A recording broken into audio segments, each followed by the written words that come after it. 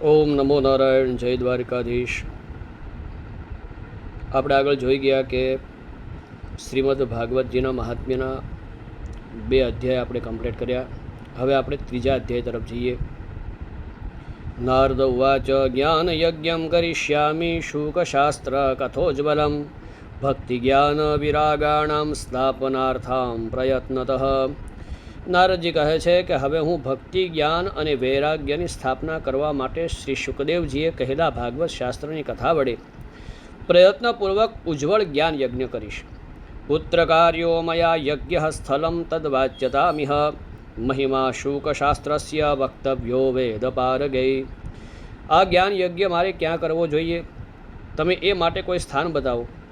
તમે વેદોના પારગામી છો, તેથી મને આ શુકશાસ્ત્રનો મહિમા સંભળાવો. કિયદ્ભિર્દિવસે શ્રાવ્યા શ્રીમદ્ભાગવતી કથા કોવિધિસ્તત્ર કર્તવ્યો મમેદમ બ્રુવતામિતઃ. તમે એ પણ બતાવો કે શ્રીમદ ભાગવતની કથા કેટલા દિવસોમાં સંભળાવવી જોઈએ અને તેને સાંભળવાની વિધિ શી છે. કુમારા ઉચુઃ શૃણુ નારદ વક્ષ્યામો વિનમ્રાય વિવેકિને ગંગાદ્વાર સમીપે તુ તટમાનંદ નામકમ. સનકાદિક બોલ્યા કે હે નારદજી, તમે ઘણા વિનમ્ર અને વિવેકી છો, સાંભળો. અમે તમને આ બધી વાતો બતાવીએ છીએ કે હરિદ્વાર પાસે આનંદ નામનો એક ઘાટ છે. નાના ઋષિર્ગણેર્જુષ્ટમ દેવસિદ્ધની સેવિતમ નાના તરુલતાકીર્ણમ નવકોમલવાલુકમ.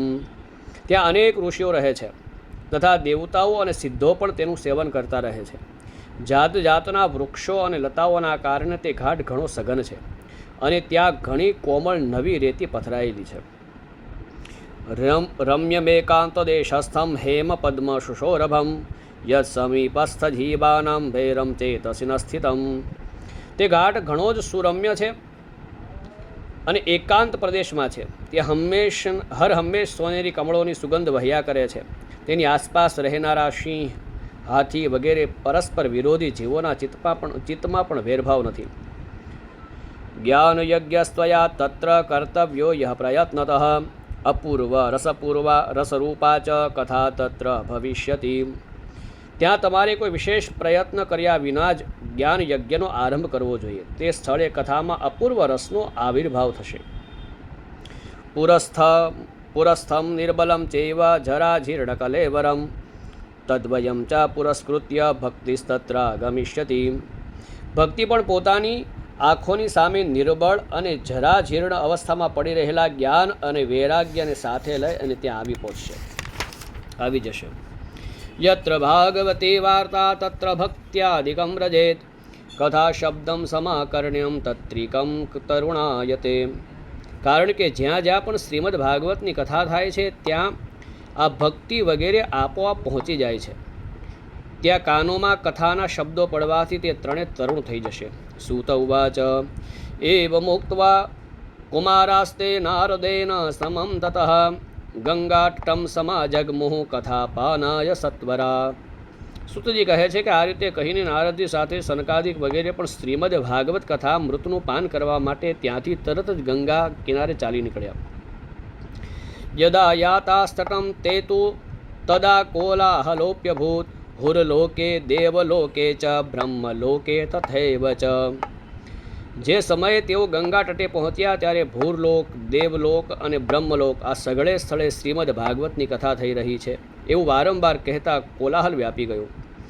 શ્રી ભાગવત પીયુષપાનાય રસલંપટાઃ ધવંતોપ્યાયયુ સર્વે પ્રથમમ એ ચ વૈષ્ણવાઃ. ભગવત કથાના જે રસિક વિષ્ણુ ભક્તો હતા તે બધા જ શ્રીમદ ભાગવત અમૃતનું પાન કરવા માટે સૌથી આગળ દોડતા આવવા લાગ્યા. ભૃગુર્વશિષ્ઠ ચ વનશ્ચ ગૌતમો મેધાતિથિર દેવલ દેવરાતો રામસ્તથા ગાંધીસૂતશ્ચ શાકલો મૃકુંડપુત્રા ત્રિજ પિપ્પલાદાઃ યોગેશ્વરો વ્યાસ પરાશરૌ ચ છાયા શુકો જાજલિજહનુમુખ્યા સર્વેપ્યમી મુનિગણા સહ પુત્ર શિષ્યા સ્વસ્ત્રીભિરા યયુરતિ પ્રણયેન યુક્તાઃ. ભૃગુર વશિષ્ઠ ચ્યવન ગૌતમ મેધાતિથિ દેવલ દેવરાત પરશુરામ, વિશ્વામિત્ર, શાકલ, માર્કંડેય, દત્તાત્રેય, પિપ્પલાદ, યોગેશ્વર, વ્યાસ અને પરાશર, છાયાશુક,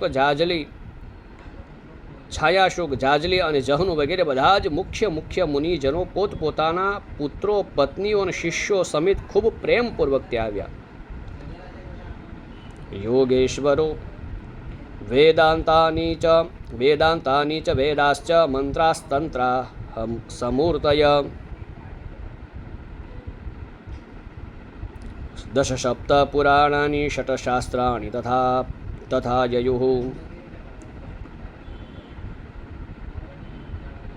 તેમજ એમના ઉપરાંત વેદ, વેદાંત, ઉપનિષદો તથા મંત્ર, તંત્ર, 17 પુરાણ અને 6 શાસ્ત્રો પણ મૂર્તિમંત બનીને ત્યાં ઉપસ્થિત થયા. ગંગાદ્યઃ સરિતસ્તત્ર પુષ્કરાદિ સરાંશિ ચ ક્ષેત્રાણિ ચ દિશઃ સર્વા દંડકાદિવનાનિ ચ. ગંગા વગેરે નદીઓ, પુષ્કર વગેરે સરોવરો, કુરુક્ષેત્ર વગેરે સમસ્ત ક્ષેત્રો, બધી દિશાઓ, દંડક વગેરે વનો, હિમાલય વગેરે પર્વતો તથા દેવો, ગંધર્વો, દાનવો વગેરે બધા જ કથા સાંભળવા ચાલ્યા. નગાદયો યયુસ્તત્ર દેવગંધર્વદાનવાહ ગુરુત્વા તત્ર નાયાતાન ભૃગુ સંબોધ્ય ચાનયત. જે લોકો પોતાના ગૌરવને કારણે આવ્યા નહીં તેમને મહર્ષિ ભૃગુ સમજાવી મનાવીને લઈ આવ્યા. દીક્ષિતા નારદેનાથ દત્તમાસનમુત્તમં કુમારા વંદિતા સર્વે નિષેદુ કૃષ્ણ તત્પરાહ. હવે કથા સંભળાવવા માટે દીક્ષિત થઈને શ્રી કૃષ્ણ પરાયણ સનકાદિક ઋષિ નારદજી આપેલા શ્રેષ્ઠ આસનો પર વિરાજમાન થયા. તે સમયે સૌ શ્રોતાઓ તેમની વંદના કરી. વૈષ્ણવાશ્ચ વિરક્તાશ્ચ ન્યાસિનો બ્રહ્મચારિણ મુખભાગે સ્થિતાસ્તે ચ તદગ્રે નારદ સ્થિતમ. શ્રોતાઓમાં વૈષ્ણવો, વૈરાગીઓ, સંન્યાસીઓ અને બ્રહ્મચારીઓ આગળ બેઠા અને સૌથી આગળ નારદજી વિરાજમાન થયા. એક ભાગે ઋષિગણાસ તદન્યત્ર દિવોકશઃ વેદોપનિષદોન્યત્ર તીર્થાન્યત્ર સ્ત્રિયોન્યતઃ. એક બાજુ ઋષિગણો, એક બાજુ દેવો, એક બાજુ વેદો અને ઉપનિષદો તથા એક બાજુ તીર્થો બેઠા અને જ્યારે બીજી તરફ સ્ત્રીઓ બેઠી. જય શબ્દો નમઃ શબ્દ શંખ શબ્દસ્તથૈવ ચ ચૂર્ણલાજા પ્રસૂનાનામ નિક્ષેપ સુમહાનભૂત. તે સમયે બધી બાજુએ જય જયકાર, નમસ્કાર અને શંખનાદ થવા લાગ્યા અને અબીલ, ગુલાલ, લાજા, હોમ માટેની ડાંગરની ધાણી તેમજ પુષ્પોની પુષ્કળ વૃષ્ટિ થવા લાગી. વિમાનાની સમારુહ્ય કિયંતો દેવનાયકાઃ કલ્પવૃક્ષ પ્રસૂને સ્થાન સર્વાસ્તત્ર સમાકિરન. કેટલાક શ્રેષ્ઠ દેવ તો વિમાનો પર ચઢીને ત્યાં બેઠેલા સૌ લોકો પર કલ્પવૃક્ષના પુષ્પોની વર્ષા કરવા લાગ્યા. સૂત ઉવાચ એવં તેષ્વેકચિત્તેષુ શ્રીમદ્ભાગવતસ્ય ચ મહાત્મ્યમુચિરે સ્પષ્ટમ નારદાય મહાત્મને. સૂતજી કહે છે કે આ પ્રમાણે પૂજા સમાપ્ત થયા પછી જ્યારે બધા લોકો એકાગ્રચિત્ત થઈ ગયા ત્યારે સનકાદિક ઋષિ, ત્યાં બેઠેલા ઋષિ મહાત્માઓ તથા નારદજીને શ્રીમદ્ ભાગવતનું મહાત્મ્ય સ્પષ્ટપણે સંભળાવવા લાગ્યા. કુમારા ઉચુઃ અથ તે વર્ણ્યતે સ્માભિર્મહિમા શુકશાસ્ત્રજઃ યસ્ય શ્રવણમાત્રેણ મુક્તિ કરતલે સ્થિતા. સનકાદીએ કહ્યું કે હવે અમે તમને આ ભાગવત શાસ્ત્રનો મહિમા સંભળાવીએ છીએ. આના શ્રવણ માત્રથી મુક્તિ મળી જાય છે. સદા સેવ્યા શ્રીમદ્ભાગવતી કથા યસ્યાહ શ્રવણ માત્રેણ હરિશ્ચિત્તમ ક્ષમાશ્રયેત. શ્રીમદ્ ભાગવતની કથાનું સદા સર્વદા સેવન, આસ્વાદન કરવું જોઈએ. આ શ્રવણ માત્રથી શ્રીહરિ આવીને હૃદયમાં વિરાજે છે. ગ્રંથોષ્ટાદશસાહસ્રો દ્વાદશ સ્કંદ સંમિત પરીક્ષિચ્છુક સંવાદ શૃણુ ભાગવતમ ચ તદ. આ ગ્રંથમાં 18,000 શ્લોક અને 12 સ્કંદ છે તથા શ્રી શુકદેવ અને રાજા પરીક્ષિતનો સંવાદ છે. તમે આ ભાગવત શાસ્ત્ર ધ્યાન દઈને સાંભળો. તાવત સંસાર ચક્રેસ્મિન ભ્રમતે જ્ઞાનતઃ પુમાન યાવત કર્ણગતા નાસ્તિ શુકશાસ્ત્ર કથા ક્ષણમ. આ જીવ ત્યાં સુધી અજ્ઞાનવશ આ સંસાર ચક્રમાં ભટકે છે, જ્યાં સુધી એ ક્ષણ માત્ર પણ શુકશાસ્ત્રની કથા તેના કાને પડતી નથી. કિમ શ્રુતૈ બહુભિઃ શાસ્ત્રૈ પુરાણૈશ્ચ ભ્રમાવહૈ એકમ ભાગવતમ શાસ્ત્રમ મુક્તિદાને ન ગર્જતી. ઘણા બધા શાસ્ત્રો અને પુરાણો સાંભળવાનો શો લાભ? એનાથી તો વ્યર્થ ભ્રમ વધે છે. મુક્તિ આપવા માટે તો એકમાત્ર ભાગવત શાસ્ત્ર જ ગરજી રહ્યું છે. કથા ભાગવતસ્યાપી નિત્યમ ભવતિ યદ્ગૃહે તદ્ગૃહમ તીર્થરૂપમ હિ વસતામ પાપનાશનમ. જે ઘરમાં દરરોજ શ્રીમદ ભાગવતની કથા થાય છે તે ઘર તીર્થરૂપ બની જાય છે, અને જે લોકો તેમાં રહે છે તેમના સઘળા પાપો નાશ પામે છે. યશ્વમેધ સહસ્રાણી વાજપેય શતાની ચ શુકશાસ્ત્ર કથાયાશ્ચ કલામ નાહૃતિ ષોડશીમ. હજારો યશ્વમેધ અને સેંકડો વાજપેયી યજ્ઞો આ શુકશાસ્ત્રની કથાના 16મા ભાગની તોલે પણ આવી નથી શકતા. તાવત પાપાની દેહેસ્મિન નિવસંતિ તપોધન યાવન્ન શ્રૂયતે સમ્યક શ્રીમદ ભાગવતમ નરૈહિ. હે તપોધનો, જ્યાં સુધી લોકો સારી રીતે શ્રીમદ ભાગવતનું શ્રવણ કરતા નથી ત્યાં સુધી તેમના શરીરમાં પાપ નિવાસ કરે છે. ન ગંગા ન ગયા કાશી પુષ્કરન ન પ્રયાગકમ શુકશાસ્ત્ર કથાયાશ્ચ ફલેન સમતામ નયેત. ફળની દ્રષ્ટિએ ગંગા, ગયા, કાશી, પુષ્કર અથવા પ્રયાગ કોઈ પણ તીર્થ આ શુકશાસ્ત્રની કથાની બરાબરી કરી શકતું નથી. શ્લોકાર્ધમ શ્લોકપાદમ વા નિત્યમ ભાગવતોદ્ભવમ પઠસ્વ સ્વમુખેનેવ યદિચ્છસી પરામ ગતિમ. જો તમે પરમ ગતિ ઈચ્છતા હો તો સ્વમુખે જ શ્રીમદ ભાગવતના અડધા અથવા તો ચતુર્થાંશ શ્લોકનો પણ નિત્ય નિયમપૂર્વક પાઠ કરવો જોઈએ. વેદાદિર્વેદમાતા ચ પૌરુષમ સુક્તમેવ ચ ત્રયી ભાગવતમ ચૈવ દ્વાદશાક્ષર એવ ચ.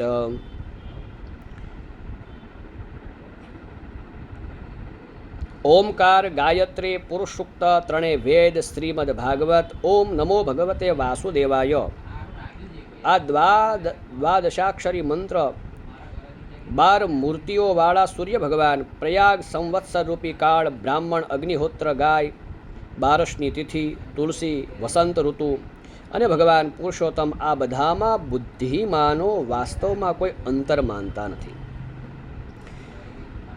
દ્વાદશાત્મા પ્રયાગશ્ચ કાલઃ સંવત્સરાત્મક બ્રાહ્મણાશ્ચાગ્નિહોત્રંચ સુરભિર્દ્વાદશી તથા તુલસી ચ વસંતશ્ચ પુરુષોત્તમ એવ ચ એતેષાં તત્વતઃ પ્રાજ્ઞેન પૃથગ ભાવ ઇષ્યતે. યશ્ચ ભાગવતં શાસ્ત્રં વાચયેદર્થતો નિશમ જન્મકોટિકૃતમ પાપમ નશ્યતે નાત્ર સંશયઃ. જે મનુષ્ય અહર્નિશ શ્રીમદ ભાગવત શાસ્ત્રનો અર્થ સહિત પાઠ કરે છે તેના કરોડો જન્મોના પાપ નાશ પામે છે, એમાં લેશ માત્ર પણ સંદેહ નથી. શ્લોકાર્ધમ શ્લોકપાદમ વા પઠેદ ભાગવતમ ચ યઃ નિત્યમ પુણ્યમ વાપ્નોતિ રાજસૂયાશ્વમેધયો. જે મનુષ્ય દરરોજ ભાગવતનો અડધો અથવા તો ચતુર્થાંશ શ્લોક પણ બોલે છે તેને રાજસૂય અને યશ્વમેધ યજ્ઞો કર્યાનું ફળ પ્રાપ્ત થઈ જાય છે. ઉક્તમ ભાગવતમ નિત્યમ કૃતમ ચ હરિચિંતનમ તુલસી પોષણમ ચૈવ ધેનૂનાં સેવનમ સમમ. નિત્ય ભાગવતનો પાઠ કરવો, ભગવાનનું ચિંતન કરવું, તુલસીનું સિંચન કરવું અને ગાયની સેવા કરવી, આ ચારેય સમાન જ છે. અંતકાલે તુ યેનેવ શ્રૂયતે શુકશાસ્ત્રભાગ પ્રીત્યા તસ્યૈવ વૈકુંઠમ ગોવિંદોપી પ્રયચ્છતિ. જે મનુષ્ય અંતકાળે શ્રીમદ ભાગવતનું વાક્ય સાંભળે છે તેના પર પ્રસન્ન થઈને ભગવાન તેને વૈકુંઠ ધામ આપે છે. હેમસિંહયુતમ ચેતદ વૈષ્ણવાય દદાતિ ચ કૃષ્ણેન સહસાયુજ્યમ સ પુમાન લભતે ધ્રુવમ. જે મનુષ્ય તેણે શ્રીમદ ભાગવત ગ્રંથને સુવર્ણ સિંહાસન મૂકીને વિષ્ણુ ભક્તને દાન કરે છે તે અવશ્ય ભગવાનનું સાયુજ્ય પામે છે. અજન્મ માત્રમપી એન શઠેન કિંચિત ચિત્તમ વિધાય શુકશાસ્ત્ર કથા ન પીતા ચાંડાલ વચ્ચ ખરવત બત તેન નીતમ મિથ્યા સ્વજન્મ જનની જની દુઃખ ભાજા. જે દુષ્ટે પોતાના આખા આયુષ્યમાં ચિત્ત દઈને શ્રીમદ ભાગવતામૃતનો થોડો સરખો પણ રસાસ્વાદન કર્યો નથી, તેણે તો પોતાના આખો જન્મારો ચાંડાલ અને ગધેડાની જેમ વ્યર્થ ગુમાવ્યો. તે તો પોતાની માતાને પ્રસવ પીડા આપવા જ પેદા થયો છે.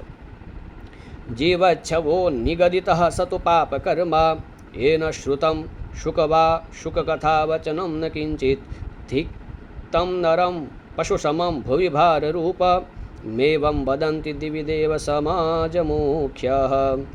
જેણે આ શુક શાસ્ત્રના થોડાક પણ વચનો સાંભળ્યા નથી તે પાપાત્મા તો જીવતો છતાં મરેલા જેવો જ છે. પૃથ્વી માટે ભારરૂપ તે પશુતુલ્ય અને મનુષ્ય ધિક્કાર છે. આમ સ્વર્ગલોકમાં દેવતાઓમાં પણ મુખ્ય ઇન્દ્ર વગેરે એવું કહે છે. દુર્લભેવ કથા લોકે શ્રીમદ ભાગવતોદ્ભવા કોટિ જન્મ સમુત્થેન પુણ્યેનેવ તુ લભ્યતે.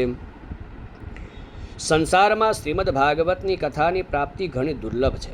જ્યારે કરોડો જન્મોના પુણ્યનો ઉદય થાય છે ત્યારે જ તેની પ્રાપ્તિ થાય છે.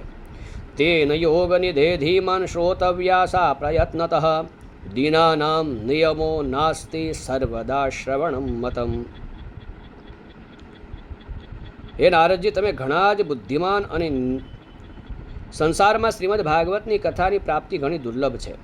જ્યારે કરોડો જન્મોનો પુણ્યનો ઉદય થાય છે ત્યારે જ તેની પ્રાપ્તિ થાય છે. હે નારદજી, તમે ઘણા જ બુદ્ધિમાન અને યોગનિધિ છો. તમે પ્રયત્નપૂર્વક કથાનું શ્રવણ કરો. આને સાંભળવા દિવસોનો કોઈ નિયમ નથી. આને તો હંમેશા જ સાંભળવી એ જ સારું છે.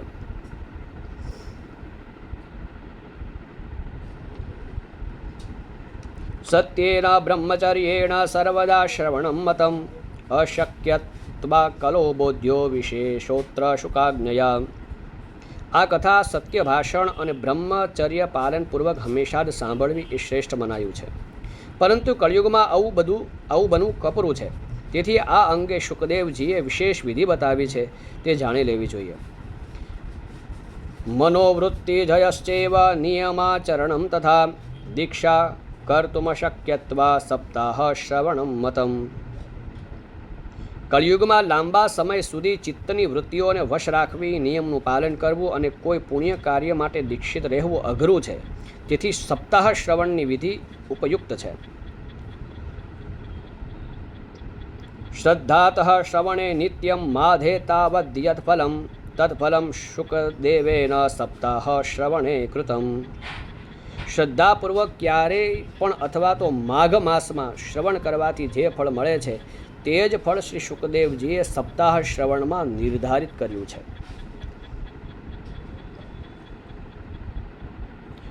મનસશ્ચાધયાદ દ્રોગાત પુંસામ ચૈવાયુષક્ષયાત કલેર્દોષા બહુત્વાચ્ય સપ્તાહ શ્રવણમ મતમ. મનના અસંયમને કારણે, રોગોના બાહુબલ્યના કારણે અને આયુષ્યની અલ્પતાના કારણે તથા કળિયુગમાં અનેક દોષોની સંભાવના હોવાના કારણે સપ્તાહ શ્રવણનું વિધાન કરવામાં આવ્યું છે. યદ ફલમ નાસી તવસા ન યોગે ન સમાધિના અનાયાસેન તત્સર્વમ સપ્તાહ શ્રવણે લભેત. જે ફળ તપ, યોગ અને સમાધિથી પણ મળતું નથી તે ફળ સર્વાંગ સંપૂર્ણપણે સપ્તાહનું શ્રવણ કરવાથી સહજ ભાવે મળી જાય છે. ત્રીજા અધ્યાયના 50મા શ્લોક સુધી આપણે શ્રવણ કર્યું. હવે આગળના જે શ્લોક છે આગળના વિડીયોમાં આપણે લઈશું. જય શ્રી કૃષ્ણ. ઓમ નમો નારાયણ. જય દ્વારકાધીશ.